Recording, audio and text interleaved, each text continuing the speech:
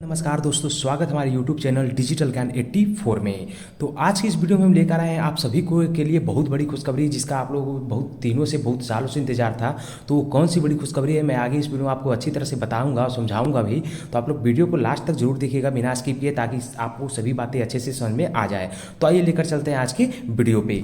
तो ये जो लेटर आपको स्क्रीन पर दिख रहा है दोस्तों, ये बिल्ट्रॉन की तरफ से निकाला गया है। और बिल्ट्रॉन की जो आप लोगों की बेसब्री से इंतजार थी, बहुत सालों से हमारे व्यूअर्स जो है हमेशा कमेंट करके पूछ रहे थे सर बिल्ट्रॉन के डेटा एंट्री ऑपरेटर, जी हाँ दोस्तों, डेटा एंट्री ऑपरेटर की बहाली कब आने वाली है। तो मैं पहले भी बहुत सारे वीडियो में बोल चुका हूँ कि बहाली 2024 में कंफर्म है कि आएगी, और वो बहाली जो है देखने को मिल गई है। तो इस लेटर में क्या पूरी जानकारी निकल करके आ रही है, मैं इस वीडियो में आपको अच्छी तरह से बताऊँगा, ताकि आप लोगों को आगे किसी भी परेशानियों का सामना ना करना पड़े। और फिर भी आपको अगर कोई परेशानी होती है तो हमारे हमसे आप कमेंट बॉक्स में कमेंट करके पूछ सकते हैं, या फिर हमारे वीडियो के डिस्क्रिप्शन में टेलीग्राम ग्रुप का लिंक दिया हो, आप टेलीग्राम में जुड़ के हमसे सीधे कांटेक्ट कर सकते हैं। तो आइए इस वीडियो में आपको समझाने वाला हूं कि इस लेटर के माध्यम से आप आखिर जानकारी आप लोगों को क्या निकल करके आ रही है। तो सबसे पहले मैं बात करने वाला हूं कि ये जो लेटर निकाला है वो बिल्ट्रॉन की तरफ से निकाला गया है, जिसकी पत्रांक संख्या 678 यानी कि 2024 में है, और डेट भी आपको दिख रहा होगा 2/2/2024। ठीक है, यहाँ तक कि तो आपको पता चल गया होगा कि ये बिल्ट्रॉन की तरफ से ये निकाला गया है। और इसमें जो सूचना दिया जा रहा है कि डाटा इंटरप्रेटर के ऑनलाइन रजिस्ट्रेशन की सूचना दी गई है। तो जैसा कि आप लोगों को पता होगा कि 2019 में ही बिल्ट्रॉन की डेटा इंटरप्रेटर की बहाली निकली थी। उसके बाद आज इस बहाली को देखने को मिल रही है। लगभग 5 साल हो गए हैं, लगभग 5 ईयर्स हो गए हैं। उसके बाद डेटा इंटरप्रेटर की बहाली जो है बिल्ट्रॉन के माध्यम से वो भी बिहार में देखने को मिला गया है। जैसा कि आपको पता होगा कि बिहार में डेटा इंटरप्रेटर की बहाली अब सिर्फ बिल्ट्रॉन से ही लिया जाना है। पहले कार्यपालक सहायक की होती थी डिस्ट्रिक्ट पैनल से, वो अब पूरी तरह से समाप्त कर दिया गया है। तो आइए आगे इस लेटर में क्या जानकारी निकल कर है, मैं सबसे पहले आपको वो बता देता हूं। तो यहाँ पे बात कही गई कि बिल्ट्रॉन को मैन पावर एजेंसी के माध्यम से राज्य सरकार के विभागों, कार्यालयों, निकायों के अध्यासनों के विरुद्ध संविदा के आधार पर डाटा इंटरप्रेटर की सेवा उपलब्ध कराई जाती है। जैसा कि आप लोगों को पता है कि डेटा इंटरप्रेटर की जो बहाली होती है बिल्ट्रॉन के माध्यम से, वो संविदा पर होती है। लेकिन आप लोग की जॉब मैं बता देना चाहता हूँ कि 60 ईयर्स का होता है। ठीक है, आप लोग को 60 साल तक ये जॉब सिक्योरिटी होती है, आप लोगों के बीच में हटाया नहीं जाएगा। अगर हटवाए दबाई किसी कारण से किसी विभाग वापस कर भी देती है, तो आप लोगों की ज्वाइनिंग अगले किसी विभाग में हो जाएगी, आप लोगों की नौकरी नहीं जाती है। सबसे पहले मैं आपको ये जानकारी दे देता हूं। और सबसे बड़ी बात कि अगर आप बिल्ट्रॉन से रिलेटेड किसी भी प्रकार की जानकारी पाना चाहते हैं तो हमारे चैनल को अभी तक सब्सक्राइब नहीं किए हैं तो सब्सक्राइब जरूर कर ले, और साथ ही साथ बेल आइकन को जब दबा ले, ताकि आपको सही प्रकार का अपडेट टाइम टू टाइम हमारे चैनल के माध्यम से मिलती रहे। तो अगर कोई भी आप लोगों की सवाल हो तो हमारे जो है वीडियो के डिस्क्रिप्शन में टेलीग्राम ग्रुप का लिंक है, वहाँ पे ज्वाइन करके आप हमसे सीधे बात कर सकते हैं। तो आगे बात यहाँ पे कही संविदा के आधार पर जो है उपलब्ध कराई जाती है। बिल्ट्रॉन की एजेंसी के माध्यम से सेवा देने इच्छुक अभ्यर्थी डाटा इंटरप्रेटर ऑनलाइन रजिस्ट्रेशन दिनांक 20/2/2024 मंगलवार से निगम की वेबसाइट आप यहाँ दिया गया है, रजिस्ट्रेशन कर सकते हैं। ये वेबसाइट हमारे वीडियो के डिस्क्रिप्शन में भी आपको मिल जाएगा, वहाँ से सीधे आप रिडायरेक्ट हो सकते हैं ऑफिशियल वेबसाइट पे। तो आपको पता चल गया है कि 20 फरवरी से जो है ऑनलाइन स्टार्ट होने वाली है बिल्ट्रॉन के डेटा एंट्री ऑपरेटर की बहाली की। और जैसा कि आप लोगों को पता होगा कि अगर कोई स्टेनोग्राफर शॉर्ट हैंड भी सीखे हुए हैं तो वो भी फॉर्म भर सकते हैं, उसका भी जो है आवेदन ऑनलाइन स्टार्ट होने वाला है फरवरी माह में ही। आप ऑफिशियल वेबसाइट पे जाके वो भी नोटिफिकेशन देख सकते हैं, नहीं तो फिर हमारे टेलीग्राम ग्रुप में मिल जाएगा।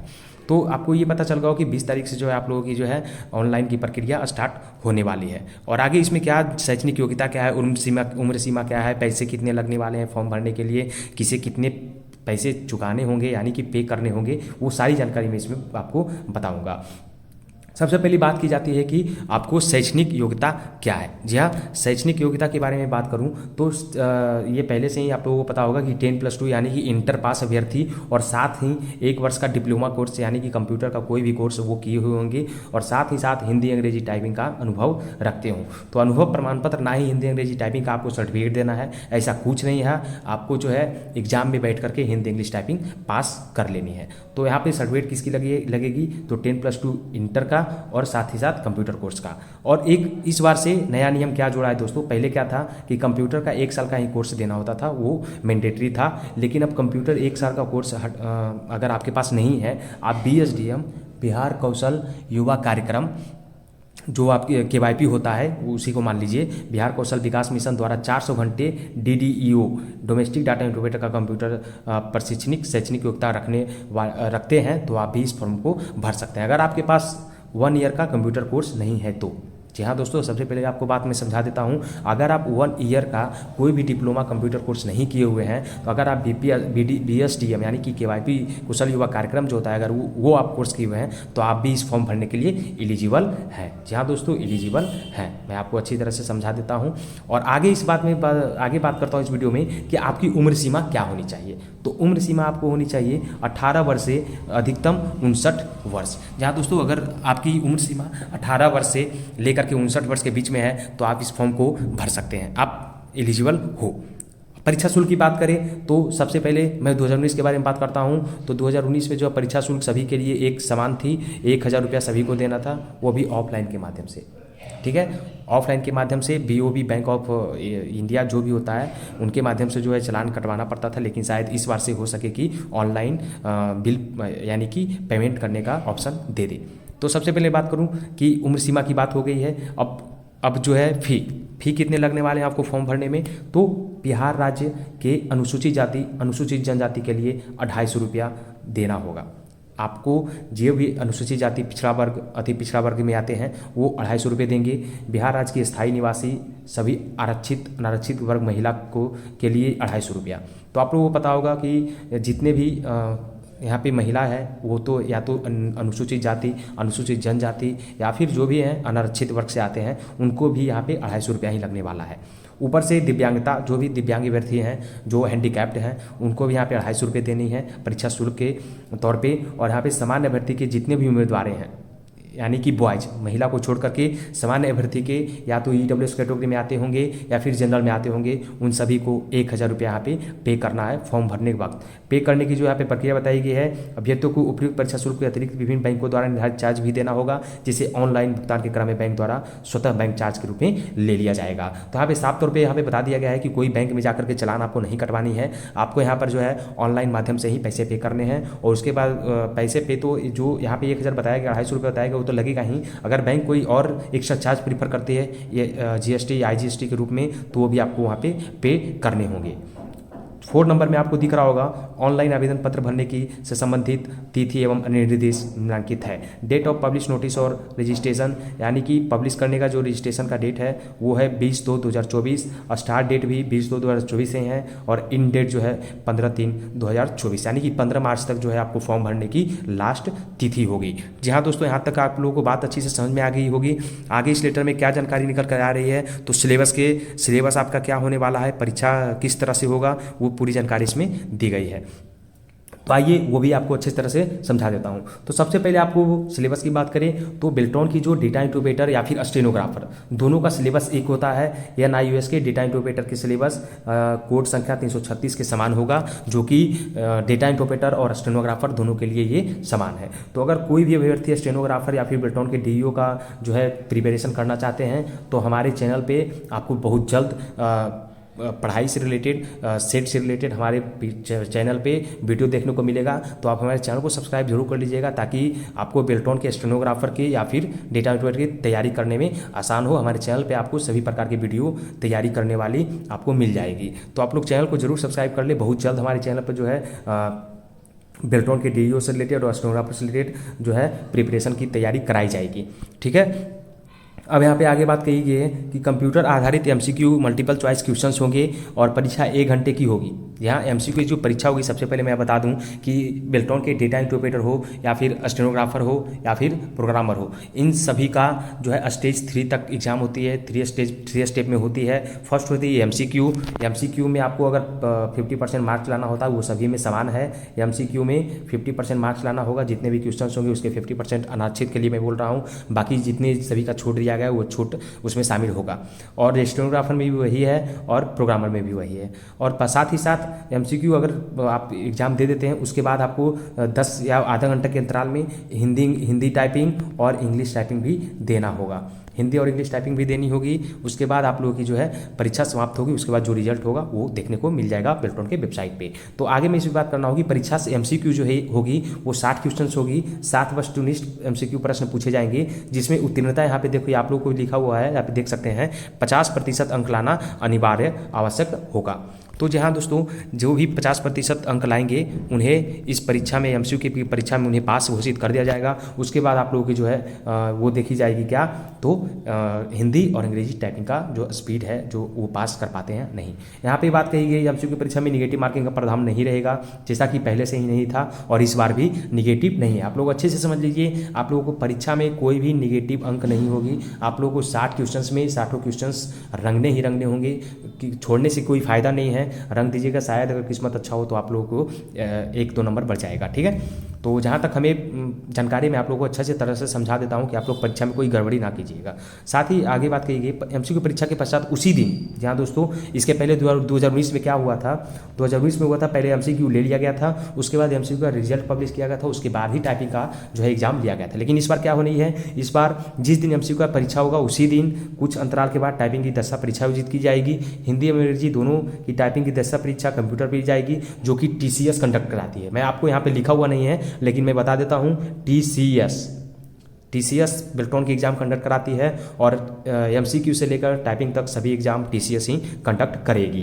तो यहाँ पे बात कही गई हिंदी अंग्रेजी दोनों का टाइपिंग की दस्ता परीक्षा कंप्यूटर पर ली जाएगी। प्रत्येक टाइपिंग परीक्षा टेस्ट के बीच उचित अंतराल होगा, जो कि टीसीएस अपने समझ से देगी, लगभग आधे घंटे का अंतराल होता है। हिंदी टाइपिंग टेस्ट मंगल फॉन्ट यानी कि जो कि पहले से है रेमिंगटन गेल कीबोर्ड पर ली जाएगी। दस्ता का स्तर अंग्रेजी में न्यूनतम 30 वर्ड और हिंदी में न्यूनतम 25 वर्ड लाना अनिवार्य होगा। अगर आप लोगों को हिंदी और अंग्रेजी में 30 वर्ड और 25 वर्ड लाना अनिवार्य है, अगर उससे कम आते हैं तो आप लोगों को फेल माना जाएगा। आप लोग जो है मेरिट लिस्ट में नहीं आएंगे, तो आप लोग अच्छे से तैयारी कीजिए। एमसीक्यू की तैयारी मैं करा दूंगा अपने चैनल के माध्यम से, और आप लोग टाइपिंग हिंदी और इंग्लिश का टाइपिंग जो है आप लोग अच्छी तरह से किसी इंस्टीट्यूट में जा कर के तैयारी कीजिए, ताकि आप लोगों को एग्जाम अच्छे से पास हो जाए। ठीक है, जो भी बिहार में डेटा इंटरप्रेटर बनना चाहते हैं तो बेल्टॉन के माध्यम से बन सकते हैं, और बहुत ही अच्छा अपॉर्चुनिटी आप लोग के लिए है, और बहुत सालों बाद ये वैकेंसी देखने को मिली है, लगभग 5 ईयर्स बाद। आगे यहाँ पे बात जो कहेगी मैं आपको अच्छी तरह से समझाता हूँ। छूट के बारे में बताया गया है। निर्धारित दस्ता पर महिलाओं, अनुसूचित जनजाति एवं जनजातीय अभ्यर्थियों को प्रत्येक स्तर के मूल्यांकन में 10%, देख लीजिए यहाँ पे महिलाओं, अनुसूचित जाति, अनुसूचित जनजाति को 10% यहाँ पे छूट दिया जाएगा। किस में छूट दिया जाएगा, तो आप लोग ये पूछेंगे सर किस में छूट दिया जाएगा, तो छूट आपको एमसीक्यू में भी और टाइपिंग में दोनों में छूट दिया जाएगा। ठीक है, आप लोग अच्छे से बात समझ लीजिए। एमसीक्यू में भी आपको 10% का छूट मिलेगा और हिंदी इंग्लिश टाइपिंग में भी 10% का छूट मिलेगा। उसमें आप लोग बेहिचक तैयारी कीजिए, उसमें आप लोगों को छूट मिलने ही वाला है। ऊपर से दिव्यांग जो भी हैंडीकैप्ड अभ्यर्थी हैं उनको 40% दिव्यांगता का प्रमाण पत्र को आधार पर जो है आपको प्रमाण पत्र के आधार पर 15% की दिव्यांगता दी जाएगी। तो जितने भी हैंडीकैप्ड हमारे भाई हैं बहन हैं उन लोगों को जो यहाँ पे 15% की छूट दी जाएगी, और परीक्षा उपरांत अभ्यर्थियों के लिए कट ऑफ अंक निर्धारित कर पैनल संधारित किया जाएगा। यहाँ पे बात सही साफ तौर पे क्या है, परीक्षा उपरांत अभ्यर्थियों के लिए कट ऑफ अंक निर्धारित कर पैनल संधारित किया जाएगा। ठीक है, पैनल जो संधारित होगा, मेरिट लिस्ट बनेगा, वो कट ऑफ के आधार पर बनेगा। पहले ऐसा नहीं था, पहले जो 2019 में जो हुआ था वो सभी लोग जितने भी पास कर गए थे वो हो गए थे, लेकिन इस बार से शायद यहाँ पे जो बात यहाँ पे लिखी गई आप लोग गौर कीजिएगा कि कट ऑफ के अंक निर्धारित पर पैनल संधारित किया जाएगा। ठीक है, आगे देखते हैं क्या होता है। जो भी आप लोग तैयारी अच्छे से कीजिएगा तो आप लोगों की जो है बहुत जल्द इसमें जो है देखने को मिल जाएगा वैकेंसी, और आप लोग तैयारी कीजिएगा तो आप लोग बहुत जल्द इसमें ज्वाइनिंग भी मिल जाएगी, परीक्षा पास भी हो जाएगा। लेकिन तन और मन लगन से आप लोग तैयारी कीजिए। आगे यहाँ पे जो बात कही गई कि आप लोग कैसे यहाँ पे जो है पैनल बनेगा, पैनल आप लोगों को पैनल तैयार करती है बेल्टॉन, उसके बाद अधियाचना विभाग से आती है, उसके बाद ही आप लोगों को जो है ज्वाइनिंग कराया जाता है। इसके बारे में आप लोग पहले परीक्षा पास कीजिए, उसके बाद मेरे से बात कीजिएगा, हम उस पर भी वीडियो बना देंगे कि आप लोग की ज्वाइनिंग की प्रक्रिया कैसे होती है। यहाँ पे जो बात कही गई, यहाँ पे बोल्ड कलर में लिखा हुआ है, वो भी मैं आपको बता दूं कि हिंदी टाइपिंग परीक्षा के प्राप्तांक के अनुक्रम में मेघा सूची आधारित पैनल बनाई जाएगी तथा विभागों, कार्यालयों, निकायों से प्राप्त योजना के विरुद्ध पैनल से प्रतिनियुक्ति में 100 पॉइंट आरक्षण रोस्टर के अनुसार आरक्षण का लाभ दिया जाएगा। यहाँ पर साफ तौर पे कही गई है 2019 में क्या हुआ था, मैं आपको पहले पूर्ववत में भी लेकर चलता हूँ और प्रेजेंट में भी। 2019 में क्या हुआ कि रजिस्ट्रेशन जो सबसे पहले किए थे उन्हें पैनल में फर्स्ट में रखा गया था, लेकिन इस बार ऐसा नहीं है। आप लोग मन से भ्रम निकाल दीजिएगा। इस बार जो भी कैंडिडेट हिंदी टाइपिंग में ज़्यादा नंबर लाएंगे उन्हें वरीयता दी जाएगी, यानी कि उन्हें सबसे फर्स्ट में रखा जाएगा। जैसे जैसे कम नंबर आएगा वैसे वैसे नीचे आते जाएंगे, यानी कि आपको मेरिट जो है, मेरिट का लिस्ट जो तैयार होगा वो हिंदी टाइपिंग के अनुसार ही होगा। यहाँ पे जो आगे बात कही गई ऑनलाइन फॉर्म के अनुसार आवेदकों द्वारा निर्देशानुसार फॉर्म भरे जाएंगे एवं कागजात प्रमाण पत्र अपलोड करना होगा। तो जो भी अपलोड वहाँ पे मांगा जाएगा वो जब फॉर्म भराना लगेगा तो उस वक्त आपको पता चल जाएगा कि कौन कौन से डॉक्यूमेंट वहाँ पे लग रहे हैं।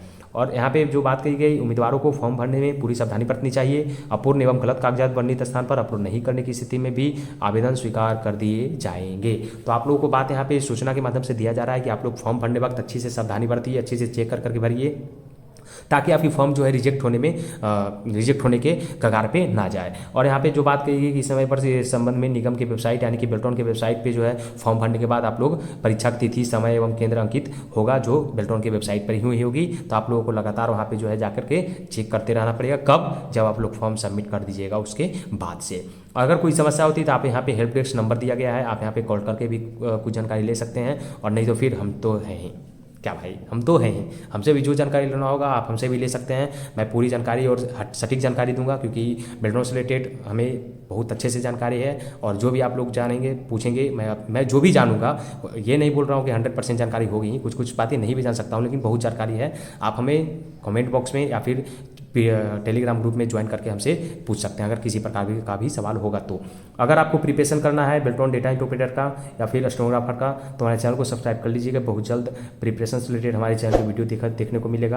तो मिलते हैं आपसे दोस्तों अगले वीडियो में, तब तक के लिए धन्यवाद। अगर आपको वीडियो अच्छा लगा हो तो लाइक एवं सब्सक्राइब और वीडियो को ज़्यादा से ज़्यादा ग्रुप में शेयर कीजिए ताकि सभी तक ये बात अच्छे से, ये वीडियो के माध्यम से सभी को अच्छे से बातें समझ में आ जाए। तो मिलते हैं आपसे अगली वीडियो में, तब तक के लिए धन्यवाद।